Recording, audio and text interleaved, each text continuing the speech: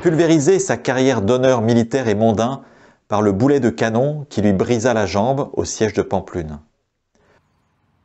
Le boulet de Pampelune. En mai 1521, c'est le siège de Pampelune. Les Français et les Navarrais veulent reprendre la ville et la Navarre aux Espagnols de Charles Quint. Un 20 mai, lundi de Pentecôte, Ignace défend la forteresse, galvanisant les défenseurs et refusant de se rendre, quand un boulet de canon lui passe entre les jambes, brise la droite et blesse la gauche.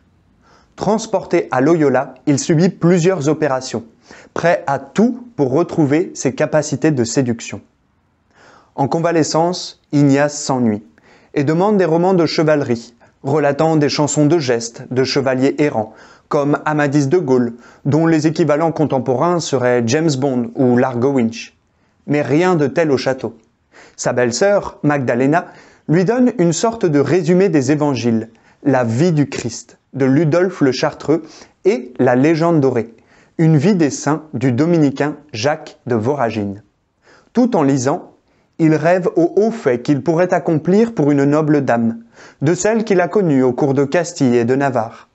Passionné par la vie de saint François d'Assise et de saint Dominique, il rêve d'en faire autant, de vivre pauvrement, de mendier, de suivre le Christ.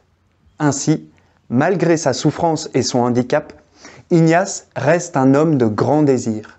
Il est toujours traversé par une énergie d'entreprendre. Certes, ses désirs seront à purifier, mais ils seront aussi le moteur de grandes réalisations. Pour le moment, son cœur, son esprit balancent entre la cour à une noble dame et une vie pauvre à la suite du Christ. Tout en poursuivant ses lectures, Ignace se rend compte que les hauts faits pour une noble dame le rendent enthousiaste sur le moment, mais sec, triste et fatigué dans la durée. Alors que la vie pauvre à la suite du Christ le laisse là encore enthousiaste, mais que ce sentiment de joie et de paix persiste dans la durée. C'est un des traits essentiels de sa spiritualité qui apparaît ici et qui s'affinera dans les règles de discernement. Se décider pour Dieu passe par l'examen de nos pensées et de leurs effets, de ce qu'elles nous font éprouver intérieurement, durablement, pour repérer celles qui vont dans le sens de Dieu et celles qui s'en détournent.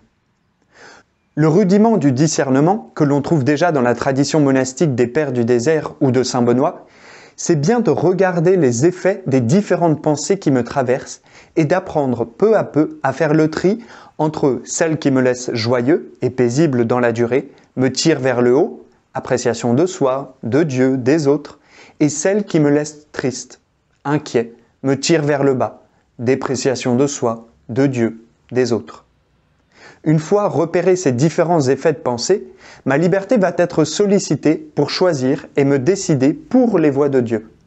Écouter les pensées qui ont été repérées comme venant de Dieu et refuser, ne pas écouter les pensées qui ont été repérées comme venant de l'adversaire, du tentateur, de celui qui divise, diabolonne, celui qu'Ignace appelle le mortel ennemi de notre nature humaine. Ignace décide alors de suivre le Christ pauvre et d'aller à Jérusalem pour mettre physiquement ses pas dans ceux de Jésus. Une nuit, il a une vision de la Vierge qui le confirme dans sa décision. Tel fut le premier boulet de la vie d'Ignace, la première conversion de ce pèlerin de l'absolu.